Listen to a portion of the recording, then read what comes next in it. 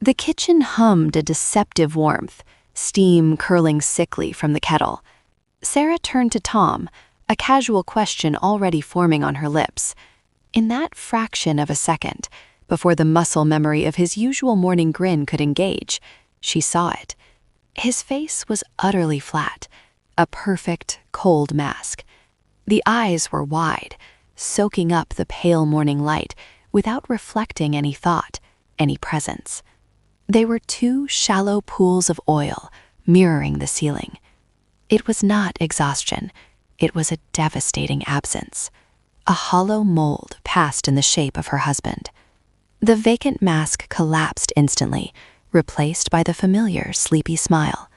"Rough night?" he mumbled. Sarah forced a nod, the heat of the stove failing to reach the sudden glacial dread clutching her throat. She had seen the reflection of a man who was not there, watching her from the sterile quiet behind his own familiar eyes. The rain was a suffocating sheet against the windshield. Tom's voice, a low rumble, described the fluorescent hum of the office. He leaned into the rear view, meeting Lily's gaze. A soft, unsettling smile plastered on his face. "And that's when Mr. Krell walked in," he continued. Sarah's breath hitched. The name, Krell, sounded hollow, stripped of the usual professional dread or even mundane annoyance Tom reserved for his boss. It was flat, a dead sound. She glanced at him. His eyes, fixed on the road, were vacant pools reflecting the smear of brake lights. A chilling conviction settled in her stomach. The man driving wasn't just telling a story. He was reciting a script. The inflection was missing because the person speaking didn't know how to feel about Mr. Krell. It was a missed detail, a single horrifying crack in the veneer of her husband. The car felt suddenly small, the air thick and cold. She knew with absolute certainty that Mr. Krell wasn't just at the office. Later, Sarah sighed, the memory warm on her tongue. Remember that night in Corfu, when the lighthouse beam caught us and everything was bathed in that perfect, blinding crimson? Tom's expression did not soften. Crimson, yes. He nodded slowly, his gaze drifting past her. But the lighthouse wasn't working. It was the other thing I remember. That sound, the wet, frantic scratching coming from beneath the floorboards of the shack. And the color was never red, Sarah. It was oil-slick black. Heavy, suffocating black that stuck to your throat. Sarah felt the warmth drain from the room, replaced by a sudden metallic chill. He was describing a different place, a horrible impossibility, yet his eyes held firm conviction. He was smiling. The black was much more important, he added, a low rumble of satisfaction in his chest. The silverware clinked, an alien sound in the mausoleum of their dining room. Sarah stared across the polished oak. He wore her husband's face, his posture, even the familiar scar above the left brow, a perfect, chilling forgery. But the eyes, cobalt blue glass reflected the chandelier light without absorbing it, mirroring her own terror in tiny, distorted pinpricks. There was no flicker of cognition, no resonance of a soul, only a frightening, cold vacuum. This was not Richard. This was a meticulous skin suit, a flawless replica piloted by nothing she could name. The dread was not panic. It was a slow, crushing certainty, settling into her bones like lead. The thing smiled, a mechanical exposure of teeth that never reached the vacancy behind its perfect eyes. A deep internal shiver confirmed the monstrous, unnameable presence sitting down for supper. She was dining with a shell. The ceramic tile bit cold against Sarah's knees. In the sterile glow of the screen, the medical lexicon offered clinical terror, Capgras delusion, the chilling certainty that a loved one has been replaced by an identical imposter. She scrolled, heart hammering against her ribs, recognizing every symptom, every paranoid trigger. She countered the abyss with a frantic search for self-diagnosis, imposter syndrome, stress-induced psychosis. But the results only doubled the dread. If she was mad, the definitions were meaningless. If she wasn't, the mirror image of her own symptoms suggested the true horror, that the diagnosis was a trap, designed to keep her contained while the thing beyond the locked door remained perfectly intact. The phone offered no comfort, just a reflection of her terrified face in the dark glass. The apartment across the courtyard was a sterile tableau under the sickly yellow street lamp. Sarah, pressed against her cold window frame, watched Tom. He folded laundry. Each crease was surgical, his movements unnervingly economical. Gone was the familiar, slightly off-key whistling he used to perform, a domestic soundtrack to his life. Now there was only silence, a vacuum of human noise. He moved to the sink. Washing dishes, his gaze was fixed, distant, the sponge traversing the ceramic in mechanical, perfect spirals. It wasn't efficiency, it was programming. His face was a smooth, unsettling mask, lacking the small, reactive twitches, the squint when soap splashed, the slight upturn of his lips in concentration. Sarah's breath hitched, fogging the glass. This imitation was too clean, too flawless. It was like observing a machine wearing Tom's skin, executing his life with chilling, inhuman precision. The dark pit in her stomach yawned wider. This was not Tom. This was something observing her, waiting. The polished brass rested beneath the decoy volume of Molière, a secret kept only by the trembling silence of the hall. Sarah waited, breath shallow, for the sound of her husband's familiar, exasperated search. This was the test. The floorboards did not protest his arrival. The silence merely fractured. Tom paused by the bookshelf, his back to her, and the air immediately thickened, heavy as wet velvet. There was no fumbling, no running of fingers along the spines. His hand simply descended. It was not a reach, it was a retrieval. He lifted the heavy book with an unnatural economy of effort and plucked the key where a man who hadn't placed it could never have known. The metallic snick was a hammer blow.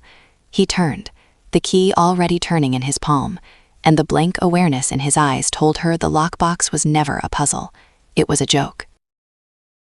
The lunar light, cold and unforgiving, sculpted the darkness of the bedroom. Sarah knelt beside the bed, the sight of Tom's sleep chilling her deeper than the night air. This was not repose, it was stasis. His chest rose and fell with a horrible, clockwork slowness, the cadence of something mimicking life, but failing at the vulnerability of rest.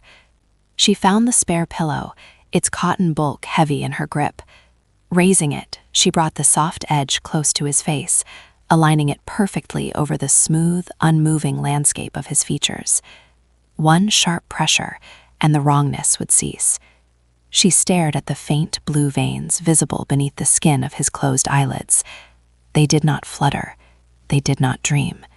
They only watched the blackness behind them. Her lungs seized. If she killed him, what would she wake up next to? Not a corpse, but maybe something worse. A soundless terror replaced the impulse. Sarah snatched the pillow back, dropping it to the floor with a muted thump. The impostor slept on, utterly undisturbed, his unnatural, measured breath, the darkest sound in the house. The paper, cold and stark white, showed a family rendered not by a child, but by an architect of the unsettling. Lily's usual explosion of crayon was replaced by cold, exacting precision. The figures, Tom and Lily, were flat, unshaded blocks of color, straight line. Geometric, flawless, and devoid of the messy warmth of human expression. They weren't smiles of happiness. They were incisions, cold instructions for imitation. Every line was final, every angle terrifyingly absolute, suggesting not joy, but a chilling, practiced uniformity. It was the face of something manufactured, something watching, and it was pinned squarely to their fridge. The air in the library was thick with dust and unspoken dread. Sarah leaned in, whispering the secret code into the hollow space between them.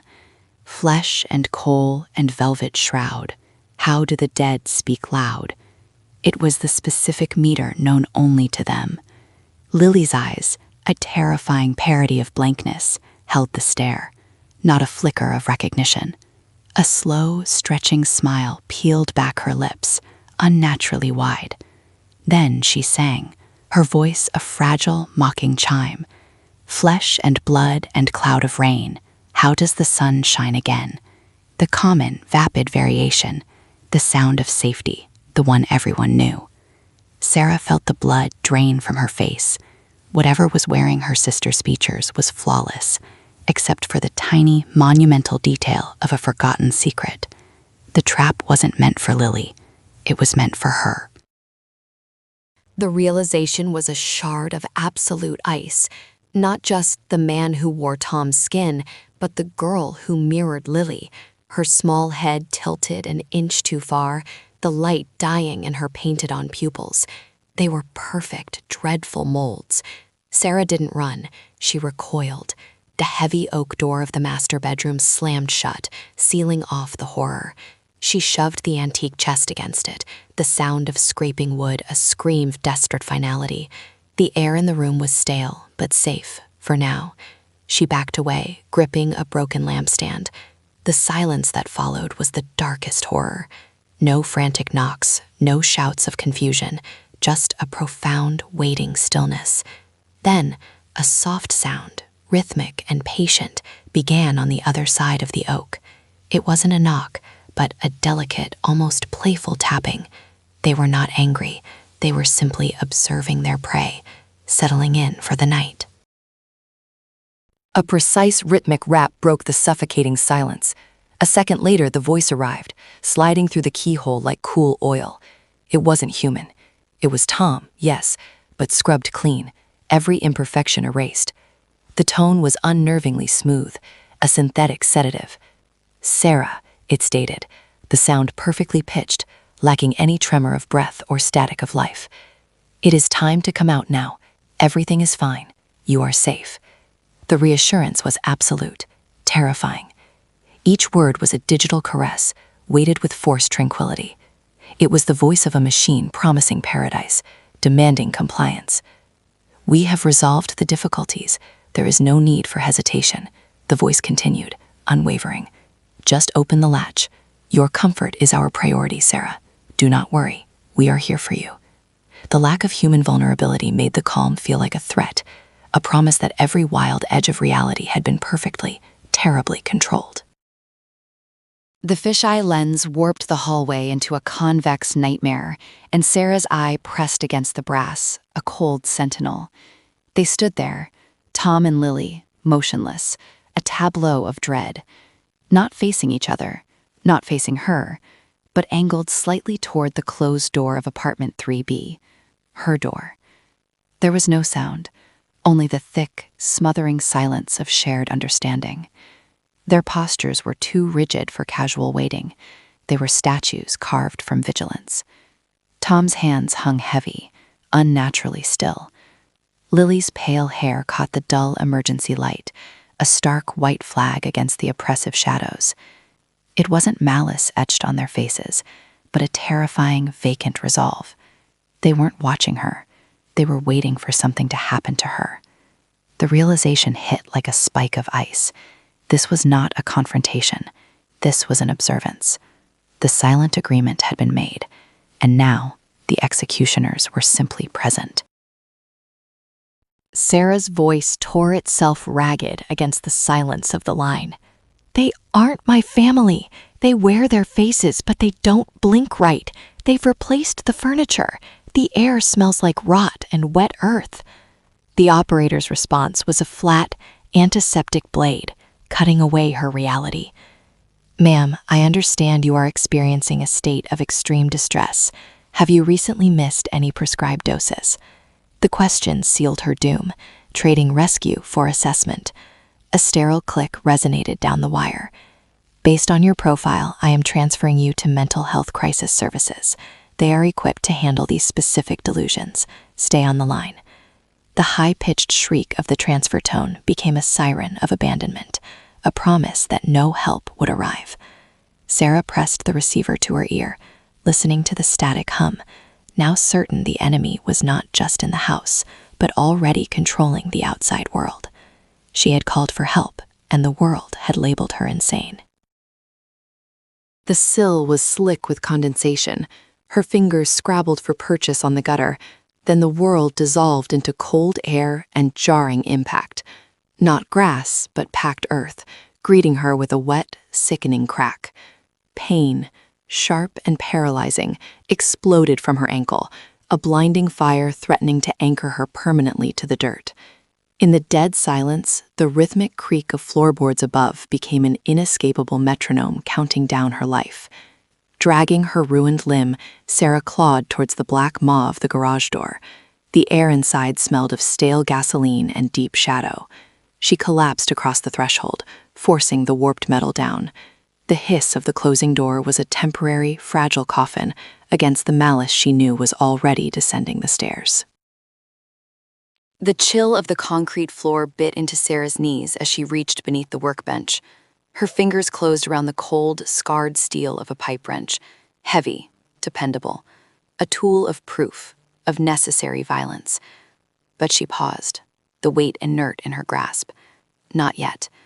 The dozen or so silent copies, motionless in the shadows of the garage, were not the question. They were the answer. They were evidence. She needed the cause, the core of this twisted craft. A strike now would destroy the truth before it was fully revealed. The wrench felt less like a weapon, more like a lead weight pressing down on her resolve, dark and demanding patience. She tightened her grip, the serrated teeth of the wrench a promise in the gloom. The truth first, then the shattering blow. The torn screen door slapped shut behind Sarah, the sound swallowed by the suffocating silence. She dragged her injured weight across the blood-slicked hardwood, the wrench heavy and cold. Tom was waiting, seated perfectly still under the flickering chandelier. "Where are they? What are you?" Her scream tore her throat. She swung the wrench, a blur of desperate metal aimed at his temple. The blow halted inches away, stopped by an unseen, terrifying force. Tom's smile evaporated. The normalcy cracked like old paint. His eyes, suddenly vast and pooling with black oil, focused on her. The skin around his jaw stretched impossibly thin. "You shouldn't have come back, Sarah," the voice hissed, a dry, rattling whisper that echoed from deep within the house's infrastructure. "They are integrated, and we are Legion." The strike never landed. Before the heavy wrench could complete its downward arc, Tom dissolved the intervening space. It was not a sidestep, but an erasure of motion, an impossible fluidity that defied the laws of flesh. The wrench vanished from her grasp, secured by fingers that moved like coiled springs. Then came the cold. His grip clamped around her wrists, anchoring her to the present moment, a bone-seizing chill that radiated inward. She struggled, but his strength defied physics, a pressure of steel wrapped in relentless stillness. She stared, not into the eyes of a familiar man, but into flat, vacant mirrors, reflecting only the finality of her capture. This was not strength drawn from muscle, but power drawn from the deep, dark well of the other side. She was utterly restrained, a puppet held by invisible, crushing strings. The light was a drowning pool of clinical white, scrubbing the air until it tasted of ozone and sterile disinfectant. Every sound, the persistent high hum of the ventilation, the dry scrape of the porcelain chair, was amplified into a hostile intrusion. Dr. Elias sat opposite her, his tie perfectly knotted, his hands folded neatly over a blank clipboard. His voice was a practiced, warm syrup, asking her about the things she saw, the voices that whispered. "Tell me, Sarah, these delusions." She tried to cling to the sympathy plastered across his features, but the compassion didn't stick. The mask was flawless, yet when she searched his eyes for a flicker of human recognition, she found only the same terrible, polished absence.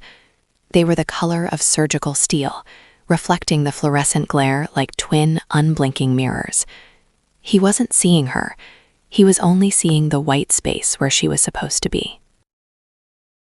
The pill tasted of ash and metallic finality, a dry, deliberate swallow. She pressed her forehead against the cold glass, gazing at the distant city, a blurred, indifferent smear against the bruised twilight. The chemical certainty unlocked something paralyzing inside her. It wasn't just the memory of their faces, her mother's gentle curve of a smile, his reassuring gaze, that chilled her. It was the understanding that these were never people. They were masks, flawless, intricate counterfeits meticulously molded for her consumption. The realization clawed up her throat. Every precious, formative memory was a staged performance. And the pill, the silent betrayer, guaranteed the future. Now there were no more genuine actors left. Every breath taken in this sterile sanctuary, every voice heard outside, was part of the ongoing, endless lie. Total isolation wasn't the lack of company. It was the absolute knowledge that every companion was a ghost, wrapped in a terrible, living veneer. Subscribe now before the darkness takes you.